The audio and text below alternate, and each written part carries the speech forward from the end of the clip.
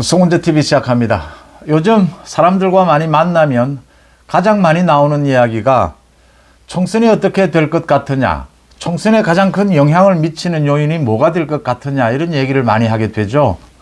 역시 한동훈 현상이라고 부르는 한동훈 열풍이 얼마만큼 갈 것이냐, 어느 정도 세기가 강할 것이냐, 이게 가장 큰 영향이고요.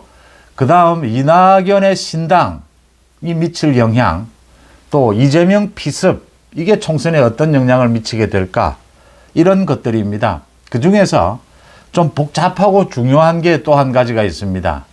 소위 특검입니다. 특검, 쌍특검이라고 부르죠. 이 도이치 특검과 대장동 특검입니다. 50억 클럽 특검, 이 두 가지 쌍특검을 놓고 민주당이 이 법안을 통과를 시켰는데 곧바로 윤석열 대통령이 거부권을 행사를 했습니다. 법안을 통과를 시키고 대통령이 거부권을 행사하면 이건 헌법에 보장되어 있는 권리입니다. 문제가 끝나야 할 텐데 문제가 앞으로 더 커질 것 같습니다.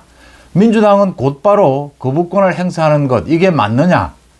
헌법재판소에 권한쟁의 심판을 하겠다라고 하고 있고, 이게 사실은 거부권이다 이렇게 얘기를 하지만 이 제2요구권입니다. 그러니까 국회에서 다시 한번 표결을 해보라. 그래서 이 법안을 완전히 없애든지 다시 법안을 통과시키든지 이렇게 해보라라고 하는 겁니다. 이 재표결을 언제 하느냐? 국민의힘에서는 곧 하자라고 하고 민주당은 2월 달에 하자라고 하고, 이게 뭘 의미하느냐? 또 대통령실에서 어제 밝혔습니다. 앞으로 이 특검과는 관련이 없지만, 직접적인 관련이 없지만 이 특별감찰관이라든지 또 제2부속실을 신설하는 문제를 적극적으로 검토하겠다라고 했습니다. 이건 또 무슨 의미인지 하나 둘 짚어보겠습니다. 먼저 특검 법안이 말이 되지 않는다, 앞뒤 말이 되지 않는다라는 것은 이미 많이 보도가 됐습니다. 저도 송은재TV를 통해서 많이 얘기를 했습니다. 윤석열 대통령과 김건희 여사가 결혼도 하기 전에 10년 전에, 훨씬 전의 일이었고, 이 주가 조작이라고 하는 부분이 문재인 검사들이 3년 가까이 탈탈 털었는데 기소조차 하지를 못했습니다. 권력형 비리냐 이게? 검사가 수사하기 힘든, 검찰이 다 수사를 해왔고 지금도 하고 있습니다. 민주당에서 계속 공격을 합니다. 검찰이 지금 수사를 하고 있는데 왜 무혐의 처리도 하지 않고 기소도 하지 않고 어정쩡하냐, 이게 권력형 윤석열 대통령 때문 아니냐라고 하고 있습니다. 문재인 정권 때 3년을 탈탈 털었는데 기소를 못했습니다. 할 수가 없었죠. 그때 무혐의 처리를 하자라고 하니까 이성윤 중앙지검장이 막았습니다.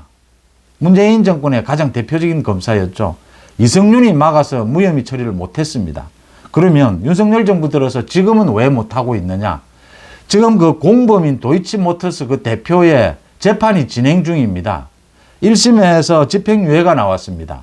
지금 무죄를 계속 주장하고 있습니다.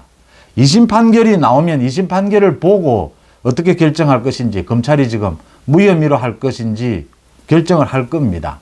이 순서를 기다리고 있는 것이다. 권력형과는 아무 관계도 없다라고 하는 것이고요.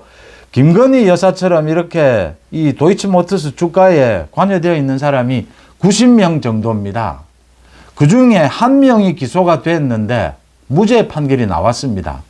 이 90명 모두 지금 이 조사도 하지 않고 있습니다. 그런데 김건희 여사만, 이 윤석열 대통령과 결혼을 했기 때문에 김건희 여사만 지금 조사하자, 이런 꼴인 겁니다.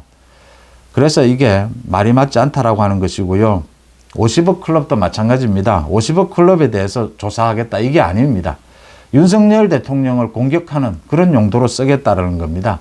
이 총선용이라고 이야기하는 게 그런 것입니다. 이 총선에 맞춰서 이 대장동 관련해서, 김건희 여사 관련해서 또 가짜뉴스를 퍼뜨리겠다, 여론 조작하겠다, 그런 의도가 충분히 읽힙니다. 그래서 단호하게 윤 대통령이 거부권을 행사를 했습니다. 이건 한동훈 위원장도 거부권을 행사할 수밖에 없다, 이건 악법이다라고 정리를 했습니다. 그러면 끝나야 합니다. 그런데 말씀드린 대로 이 거부권이다라고 하는 것이 제2요구권입니다. 국회에서 다시 한번 표결을 해보라. 국회의원 정수의 과반 참석에 3분의 2 표결로 찬성을 얻게 되면 이 법안은 이제 대통령이 거부권을 행사할 수가 없습니다. 그대로 통과를 시켜야 합니다. 시행이 됩니다. 그걸 이제 언제 할 거냐, 이게 시기가 논란이 되고 있습니다. 대통령이 거부권을 행사했으니까 그동안의 관례대로 일주일 정도 이내에 모두 재표결을 했습니다. 그런데 민주당이 이번에는 못하겠다 하고 있습니다. 2월 달쯤에 하자. 민주당의 의도는 길게 끌고 가자. 총선 전국에서 김건희 여사에 대한 의혹 제기 이런 걸로 길게 끌고 가자. 뭐 그 전략입니다. 총선 전국에서 계속 논란도 일으키고, 또 하나는 2월쯤 되면 국민의힘에서 이 공천을 하고 나면 탈락한 사람들이 생길 것이다. 그 사람들이 반발해서 찬성표를 던질 것이다. 이렇게 국민의힘 갈라치기도 또 계산을 하고 있는 겁니다. 민주당이 이제 곧바로 다음 주가 되면 이 권한쟁의 심판을 헌법재판소에 제소를 하겠다라고 하고 있습니다. 이게 이제 2월 달까지 민주당이 재표결을 하지 않고 끌고 가려고 하다 보니까 그냥 있으면 여론의 역풍이 예상이 됩니다. 민주당이 왜 그러느냐? 관례대로 빨리 표결을 하면 될 게 아니냐? 그 시간을 벌기 위해서 헌법재판소에 권한쟁의 심판 청구를 하겠답니다. 민주당이 고작 내세우는 것이 이게 대통령 영부인에 대한 건이어서 대통령이 거부권을 행사할 수 없는 것 아니냐, 이해 충돌하는 것이 아니냐, 헌법에서 명료하게 이야기하고 있습니다.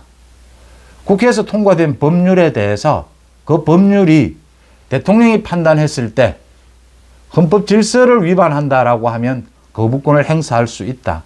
그 대상이 누구든, 뭐 그 수사 대상이 누구든 그건 불문에 붙이고 있습니다.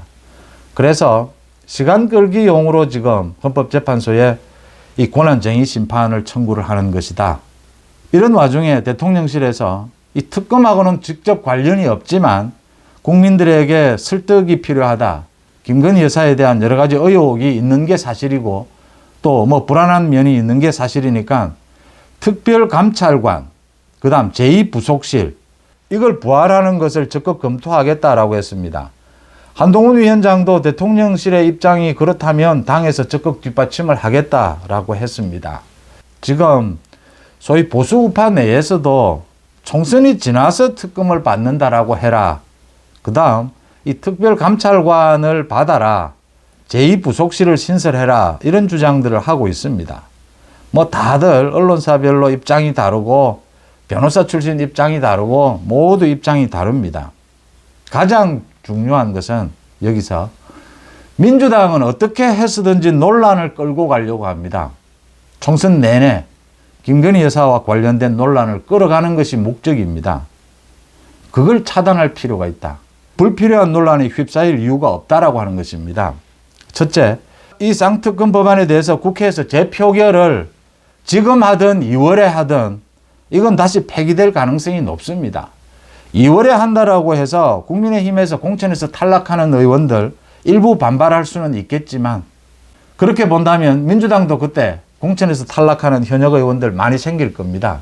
민주당도 반발표가 생긴다라고 하는 것입니다. 국민의힘에도 반발표가 생기겠지만, 그래서 민주당이 이 재표결을 2월로 미루겠다라고 하는 것은 단지 국민의힘 갈라치기, 계속해서 이걸 쟁점으로 끌고 가겠다라는 그런 꼼수에 불과하다라고 하는 것이고요. 그 다음 이제 특별감찰관 제2부속실. 제2부속실은 김건희 여사를 감시하는 곳이 아닙니다. 지원하는 곳입니다. 제2부속실이 있으면 김건희 여사 의혹이 없어집니까? 그러면 문재인 정권 때 제2부속실이 없어서 김정숙 의혹이 그렇게 불거졌습니까? 김정숙이 혼자서 그렇게 여행을 다니고 대통령의 여행 일정을 바꾸고 그렇게 뭐 사치를 한다라는 의혹을 받는 그게 제2부속실이 없어서 그런 일이 벌어졌습니까? 전혀 상관이 없는 것입니다. 그러니까 대통령실 축소를 위해서 공약으로 제2부속실은 없애겠다 한 것이고, 지금도 김건희 여사의 활동에 필요한 가장 최소화된 지원은 제1부속실에서 하고 있습니다. 그런데 제2부속실이 생기면 뭐 이런 부분들이 해소된다라고 한다면 제2부속실 얼마든지 부활할 수 있다라고 하는 겁니다. 이건 국민들이 원하면 제2부속실을 부활하겠다라고 하는 대통령실의 입장은 당연한 것입니다. 지금 제1부속실에서 담당을 하고 있습니다. 그러니까 특검하고는 전혀 관계가 없는 것이고요. 논란이 일거리도 없다라고 하는 겁니다.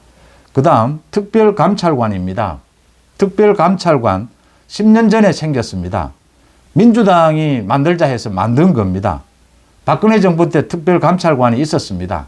그래서 처음으로 특별감찰관을 임명을 했고 그 다음부터 임명을 하지 않았습니다. 그게 바로 문재인 정권입니다. 민주당 자신들이 특별감찰관을 법안을 만들어 놓고 문재인 정권 5년 내내 특별감찰관을 임명하지 않았습니다. 특별감찰관은 여야가 합의해서 법조인 중에서 변호사 중에서 선정을 해서 추천을 하면 대통령이 임명하도록 되어 있습니다. 대통령의 친인척 또 대통령실의 수석 이상 감시를 하는 겁니다. 말 그대로 감시를 하는 것인데 이 법안이 지금 현재 있으니까 특별감찰관을 임명을 해야 합니다. 그런데 민주당도 소극적이고 국민의힘도 소극적입니다. 민주당은 자기들이 지금 문재인 정권 5년 내내 특별감찰관을 임명하지 않았습니다. 반대했습니다. 그래놓고서는 지금 임명하자. 자기들이 지금 찬성을 할 수가 없는 겁니다. 지금 뭐 거기에 북한 인권재단 이사장 추천 뭐 이런 이야기를 하는데 궁극적인 이유는 그런 겁니다. 민주당이 지금 먼저 특별감찰관 임명하자. 말을 못하는 겁니다. 그럼 문재인 정권 5년 동안 너희들은 뭐 했느냐 이렇게 되는 겁니다. 국민의힘이 지금 먼저 나서서 특별감찰관 임명하자. 이야기하기가 애매합니다. 왜냐하면요. 민주당이 지금 다수당이지 않습니까? 합의는 분명히 해야 합니다. 여야, 이 특별감찰관은. 그런데 민주당 뜻대로 임명될 가능성이 높습니다. 추천 인사를 정할 가능성이 높은 거죠. 공정해지지 않을 것이다라는 겁니다. 국민의힘이 앞장설 이유가 없는 겁니다. 특별감찰관과 특검은 전혀 관계가 없는 겁니다. 그래서 대통령실의 입장은 언제나 같았습니다. 윤석열 정부가 출범한 이후에 계속 이야기했습니다. 여야가 합의해서 특별감찰관을 추천해 오면 임명하겠답니다. 그런데 여야가 합의해서 추천을 안 합니다. 그 사정이 이렇게 되어 있는 겁니다. 이거 뭐 특검하고는 아무 관계가 없습니다. 그런데 이 특검법 이걸 거부권을 행사하면서 뭐 일부 국민들의 여론이 좋지 않으니까 특별감찰관을 임명하겠다, 제2부속실을 하겠다 이렇게 하면 국민들에게 좀 설득력이 있지 않겠느냐, 뭐 그런 주장은 일리가 있습니다. 일부 일리가 있습니다. 그래서 이 이야기가 나오게 되는 건데 총선 전에는 사실 거론할 이유가 없다라고 하는 것입니다. 특검 거부하고 재표결하면 재표결하는 대로 그대로 지켜보면 절대 통과되지 않습니다.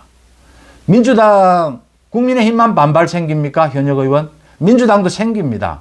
민주당은 공천 탈락, 더 나아가서 분당까지 일어나고 있습니다.